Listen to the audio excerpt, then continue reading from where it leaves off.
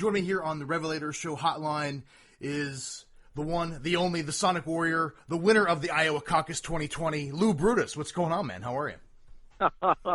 You know, I think it was all of the politicking I got to do when I visited the Iowa State Fair last summer to host Slipknot at the hometown show, which, by the way, is still one of the greatest live performances I've seen in my life. I'd rank that as a top 10. It was, it was pretty spectacular. And anybody who follows me, you know, the radio show or has, picked up the new book, Sonic Warrior, they know how much I love Slipknot. So to have seen them at another, historic, important event, that was pretty spectacular. So yeah, it got me the votes.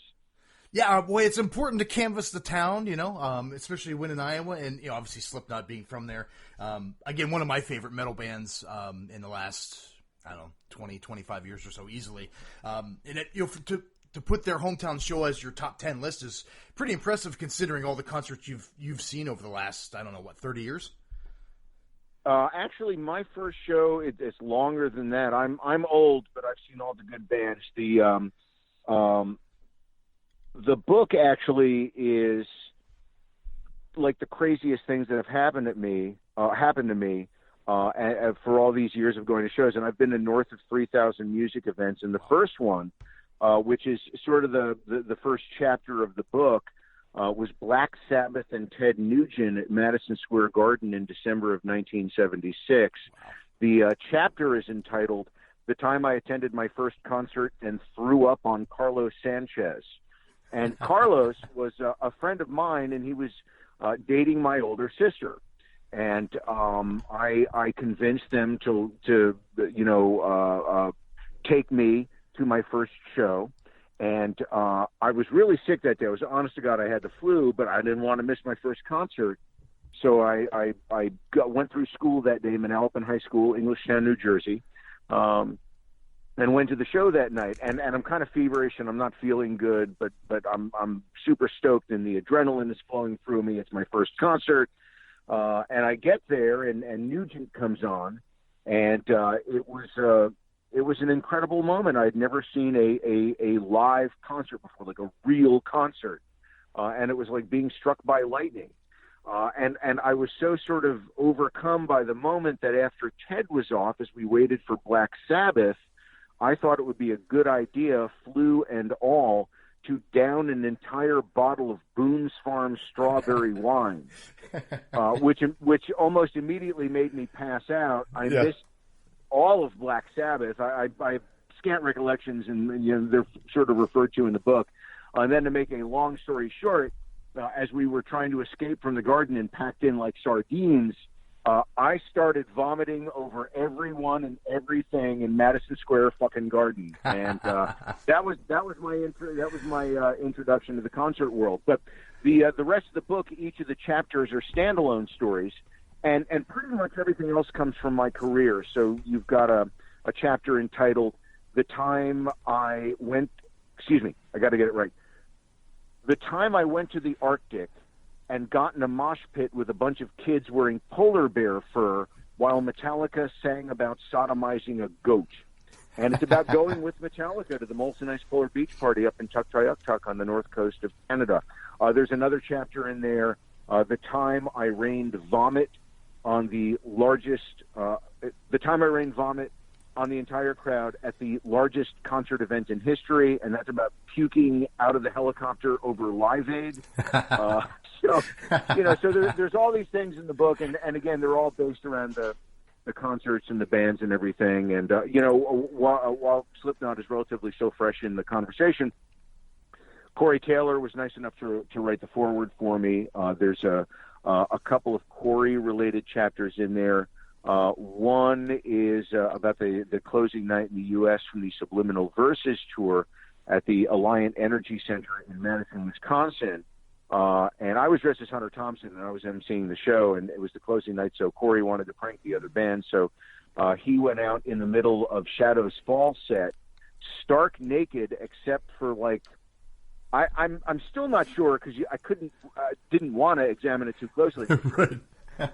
Excuse me, but he had wrapped his his junk in, I guess it was like a black plastic bag, maybe with a towel over it and some duct tape. Or I again, didn't want to examine too much, but other than that and his mask, he was stark naked. And I ended up chasing him around stage dressed as Hunter Thompson. And so that's a chapter. And the other, there's a Stone Sour chapter in there entitled "The Time Our Tour Bus Ran Over a Guy on the New Jersey Turnpike." And it's about being out on the road with Stone Sour, and we hit a guy in the New Jersey Turnpike who actually turned out to be okay, more or less, or else if it had been an actual tragedy, of course I wouldn't have put it in the book. So, yeah. But, there's a lot of great titles from the book. Obviously, the book comes out April 14th. Coincidentally enough, that's actually my birthday. So the book comes out. Oh, happy birthday. Yeah, thank you. But as far as the stories are concerned, is there? I imagine there's, over the years you've had, obviously, plenty of stories to interject into this book. Was there a trial and error process as far as like, man, should I put this in there? Should I not put this in there? Is there any stories, that were on the cusp of making it into the book that didn't? There were a lot more stories. I suppose if this book does okay, I'll do another book. Standalone chapters with each one being a story. I thought the book was going to be longer, and Corey, God bless him, a little over a year ago came to me and said, "Hey, where's your book? I got the foreword. It's in my head. I'm ready to write it. I'm looking forward to it. Where's the book?" And I kind of hemmed and hawed. I'm like, well, it's really not done yet. I got some more stories I got to put in. And he looked at me like I'm the dumbest guy on the planet and said, "You fucking idiot. You just write another fucking book." And I was like, "Oh, yeah. Volume 2, yeah. That's when I took the manuscript, and my agent took the manuscript to publishers, and we found something right away. So,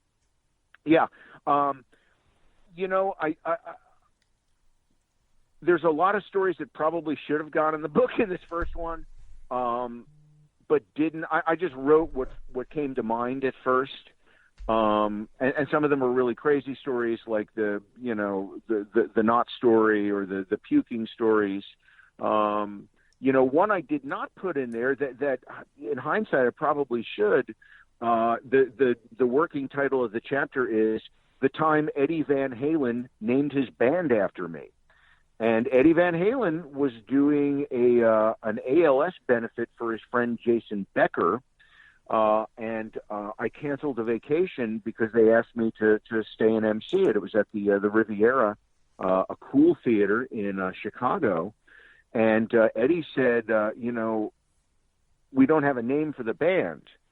And we tried to find a name with the listeners, and Eddie finally said, "You know what? We're going to name the band after you." And I'm like, "Get the fuck out of here."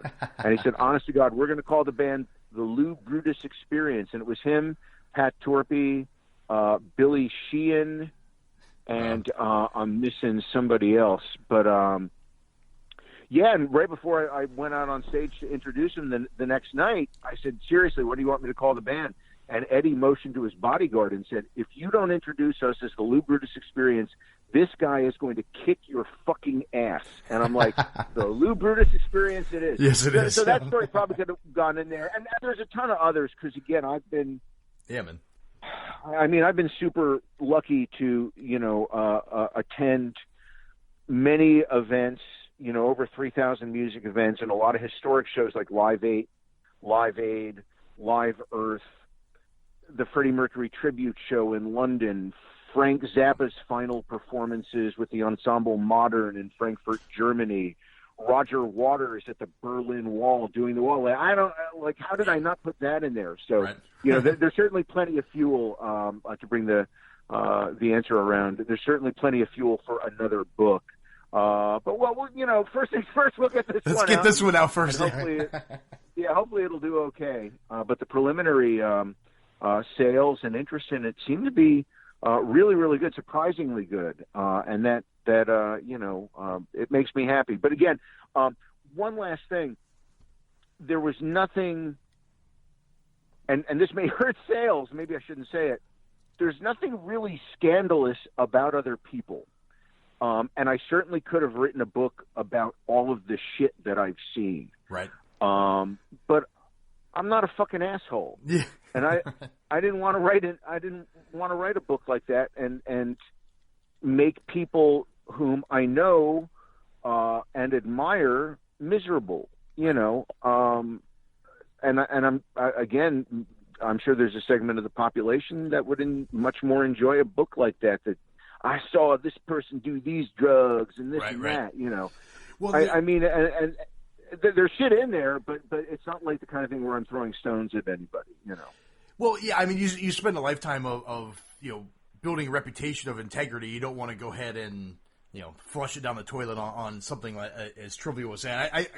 I quantitate that as like clickbait on Twitter and stuff, where, you know, these headlines of certain things are very misleading and don't represent exactly what you're going to be clicking on and reading, you know. And I think that kind of goes with including stories like that, you know, for your book. And, you know, people do that. I guess that's fine if you're looking for a quick reaction. But again, I think, you know, lose some integrity factor there. Yeah, that's really, you know, how I thought about it. And I a couple of people, hey Lou, you got your book coming out? I'm like, yeah, I got my book. I'm really excited. Hey, remember that night I'm like, that's not in the book. It's not in there. You know? I left it out. Yeah, thank you so much. You get a bunch of texts like, hey, remember in 97 we were at such and such a place? That's not in there, right? Yeah, actually 97 was a year that had a lot of crazy shit in it. But, yeah, again, I and it's the bottom line. I didn't want to be a dick. Right. So, you know, stuff like that isn't in there. I mean, again, there's drug use in the book, and there's some crazy shit in the book. The Motley Crue chapter, which really doesn't include much of the band members in it. The title for the chapter is "The Time Motley Crue's Roadies Showed Me the Grossest Thing in the History of Western Civilization." And it's no shit. What they showed me, I threw up in my mouth a little bit after just a couple of seconds.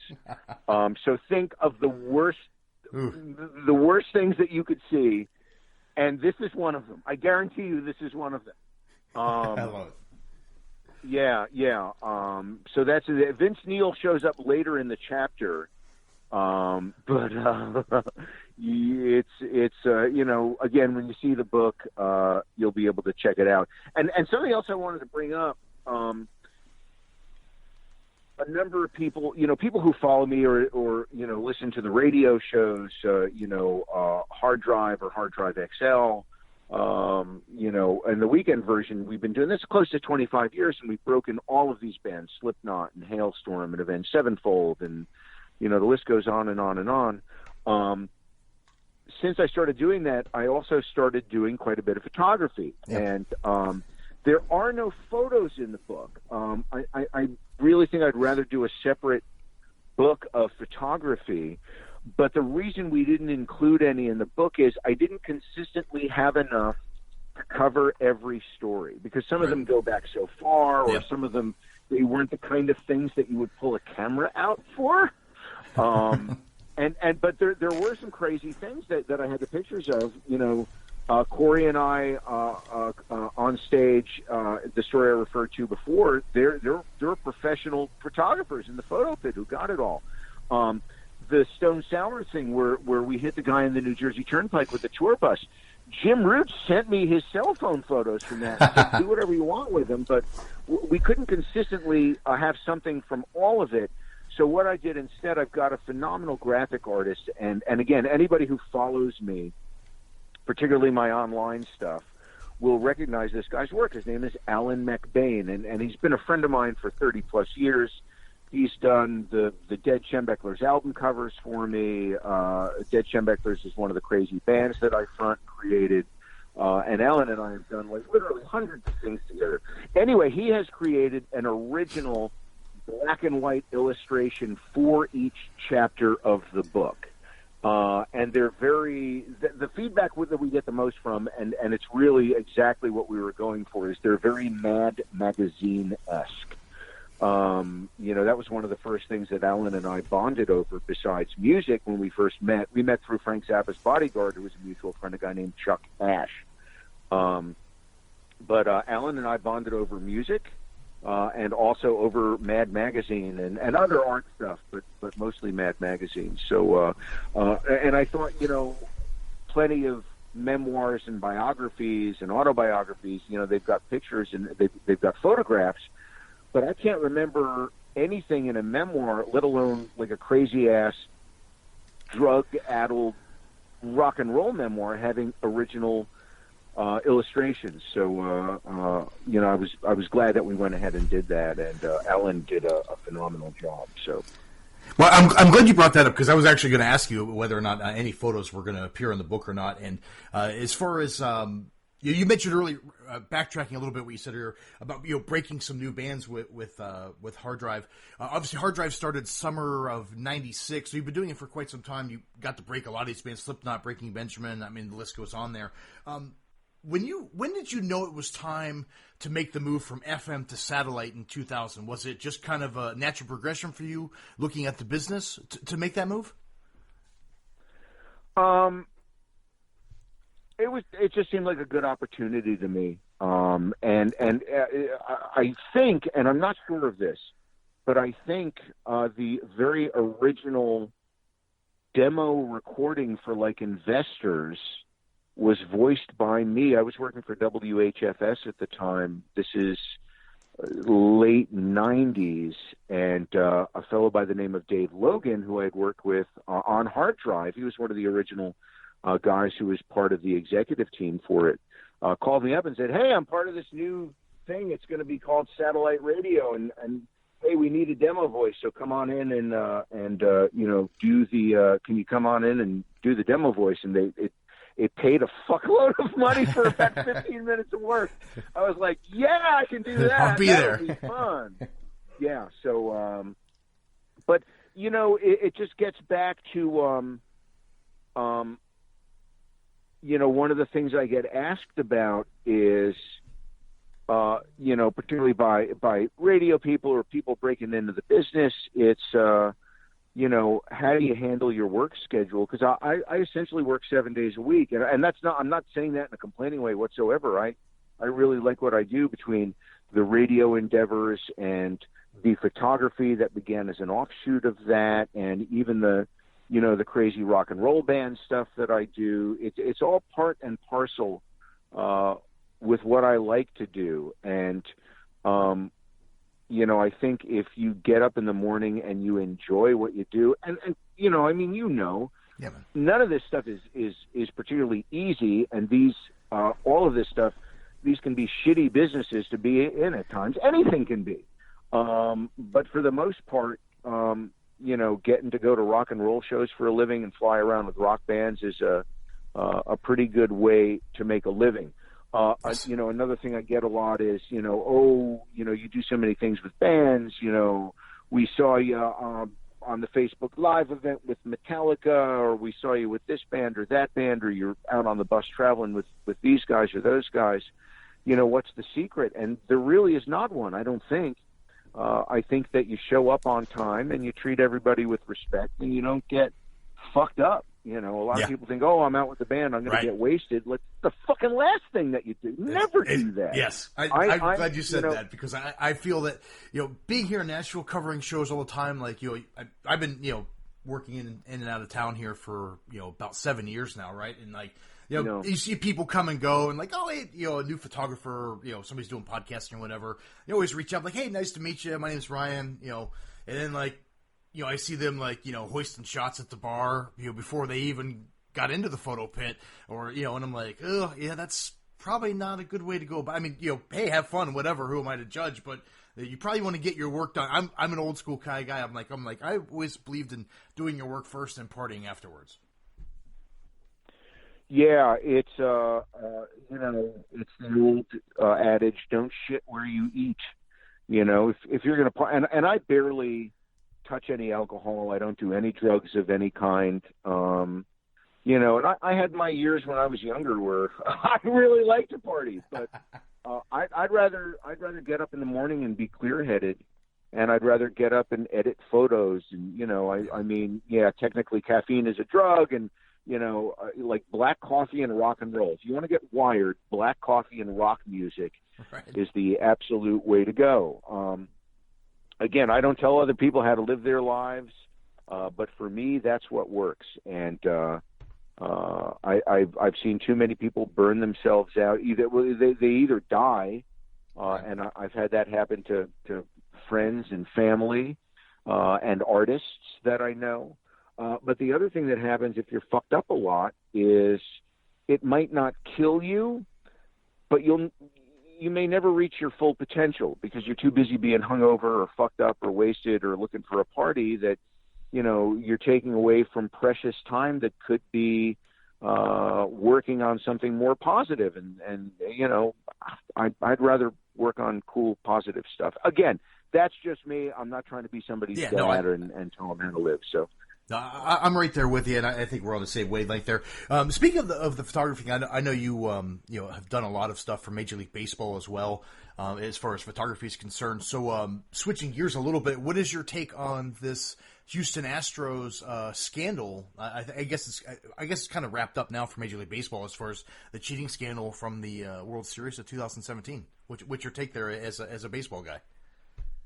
I think that and I don't think they've announced the findings for the Red Sox yet. I think they're still eyeball deep in that. I think the championship should be taken away from Houston. I think it should be declared null and void. No two ways around it. Also, for the people that were eyeball deep in it, lifetime bans. You're fucking done. Yeah, you're done. Give him the Pete Rose. I think that's the right way to go. Yeah, and if you're not going to ban these people for life, then put Pete Rose in the Hall of Fame. And listen, I don't excuse what Pete Rose did. It was pretty shitty, but to my knowledge, he was not betting on his own games, and he wasn't affecting the outcome of anything. The guy had a gambling problem. If you want to recognize him for what he did on the field, he absolutely has to go in. Ty Cobb, one of the greatest baseball players of all time, arguably the greatest baseball player of all time, he was one of them, he was a fucking asshole. And when you read up on his life and what he did and what he said, he was probably a pretty horrible human being. But if you judge him for what he did on the field, yeah, he belongs in the Hall of Fame. I mean, are they going to start rescinding Hall of Fame things based on, what people said or did 100 years ago? I don't know. It's a slippery slope when you start going there. But back to the thing for the Astros, it's one thing if you're organically stealing signs. Like if a pitcher is tipping his pitches and everybody on the field can see it, then too fucking bad for the pitcher and his team. But if you're using electronic means to steal this and all this other stuff that went on. Yeah, it's pretty interesting. Respect to the Astros fans, who I feel bad for, but your guys didn't win it fair and square, and they at least got to asterisk it, if not just take it away. And same thing for the Red Sox if it turns out they cheated. Yeah, I mean, as an Indians fan, our windows, come in spurts, right? So that year, 2016, obviously we lose the World Series to the Cubs, and I thought one of the greatest World Series, ever against the Cubs. And then that next year, I'm like, man, the Indians, we got Corey Kluber, we got all these guys, and one of our pitchers came out and even called out the Astros on Twitter, saying, "Hey, these guys are cheating," and everyone was like, you're full of shit, right? And he got a bunch of heat for it. Well, come to find out, it was true; they were cheating. And, so you look at, a lot of those teams, the Yankees, even though I'm not a Yankees fan, but like Yankees, Indians from that American League during that playoff series, it makes you wonder what the outcome would have been if those guys weren't cheating. Yeah, I mean, there's many good articles written on it. There was a really interesting article in the February 12th edition of the Washington Post, who obviously, covered it from the angle of the Washington Nationals, but it took you sort of behind the scenes ahead of the World Series. And what everybody didn't know when Joe Torre called the teams in ahead of time and said, "Hey, no shenanigans." Nobody knew that the Nationals knew the Astros were cheating, and they knew how they did it. So they went in with a way to not get cheated, which likely helped them pull off the World Series. I'm a Mets fan, and so the Nationals are natural rivals, but I was glad to see the Nationals win it. They're a great franchise. They're a nice bunch of people. There's some great players there. The fan base certainly deserved it. Houston had won recently, so I didn't feel that, right. From the terms of a neutral outsider, I thought which fan base deserves it more. And the next one I'd like to see, other than my Mets, is the Indians. I would have loved to see the Indians win it when my boy Joe Smith was there, my favorite baseball player, Joe Smith, Yeah, I don't know what the Indians are going to do this year. Obviously, spring training started. We have, we have the Dolans, so they're going to cut salary and do what you need to do there as far as a small market team. But Lou, it's been a pleasure catching up with you and talking with you, get to know you a little bit here today, and I appreciate you sharing a lot of these stories. The book comes out April 14th, Sonic Warrior. Congratulations! I know it was. Probably a lot of work to get this thing involved, so I appreciate you donating the time here to come on and talk with me today. We always do this segment on the show called Vulture Picks, and we feature some bands that we've featured on the show, have interviewed on the show. This week we have Crowbot. I love those dudes. The Glorious Sons and Rival Sons. I don't know if you had any stories about either of those bands before I let you run here today. Yeah, nothing too crazy, but I've certainly interviewed and seen all of those bands many times. Crowbot is a particular fave. I did a little bit of time out on the road with them in Wisconsin a few years back. They were one of the opening bands on a tour with Seven Dust, who I was actually doing the traveling with. And Seven Dust is one of the great bands of all time, and we're friends, and just one of the most spectacular groups in history. But seeing Crowbot up close and doing some backstage shoots with them was a lot of fun. Rival Sons is another great band. I still can't quite get over the fact that they lost out on not one but two Grammy Awards recently. And Glorious Sons are a fine band too. I think the last I saw them, and I was supposed to go see them recently on the headlining tour, and I had to cancel at the last minute. But I saw them on a great bill. The Struts, Glorious Sons, and Bones UK. Yes. And I was there. I interviewed the Struts that day. I shot all three bands. And Bones UK actually saw one of the photos. It's funny, you and I were talking about this before we started. Saw one of the pictures earlier this week and said, "Oh my God, this is a great shot. Can we use this?" I'm like, "Yeah, do whatever you want with it." Just so people know, if bands see pictures of mine they like, I let them use them for free. I don't ask for a credit. I don't ask for money. I don't think, and there would be nothing illegal about it, but I just don't think it's morally right for me to make money off a band in that way, because I am responsible for a lot of airplay they get, and I don't want to accept anything from them, even if it's totally legit for something separate. And I'm happy to do it. I'm happy to be there. The photography thing gives me a really good online content that most other people who do what I do, would not have, and it makes me happy. It gives me solace. I often have people try and hire me to do photography stuff, and I'm like, listen, I'll come out and do it. I'll come out and shoot the band or shoot whatever if I have time, but I won't accept money for it. I already work 7 days a week. I don't need more fucking deadlines. Right. And if I suddenly had deadlines on it, then it would turn into work. And right. I don't want the photography to turn into like work for me. So send them my way, Lou. Send them my way, man. And again, I should add, if people want to find out more about the book or more about my photography or more about Hard Drive and Hard Drive XL and all the radio stuff, they can go to loubrutus.com. Also, as you know, I'm super active on most of the social nets that I'm on. The public page is Lou Brutus Rocks. There's also at Lou Brutus on Twitter and Instagram. They're all verified accounts, so they're easy to find. There are some copycats, so I don't know why anybody would claim to be me. I don't even want to be me some days. But find the verified ones. And the book is available for pre-sale. You can do pre-sales through Amazon. You can do them through Barnes and Noble. The best thing to do is if you have a local bookstore, buy it from the local bookstore, or else you're going to be complaining there's no bookstores around the same way there's no music and record stores around. You can also pre-order it from my publisher, Rare Bird Books, and those are actually autographed copies. And some of the autographed copies, again, these are only if you get them through Rare Bird Lit, the pre-orders, they might have things in them. They might have signatures or hand-done drawings or some extra things shoved beneath the pages. Nice. And that's all I'll say about that. Very cool. And some of them might be music artifacts of some kind. So that's all I'm going to say. That's all I'm going to say about that. So get those pre-orders in, everybody. Lou Brutus, thank you for coming on and letting my audience hear what a real radio guy sounds like. It's much appreciated. They're grateful for it as well.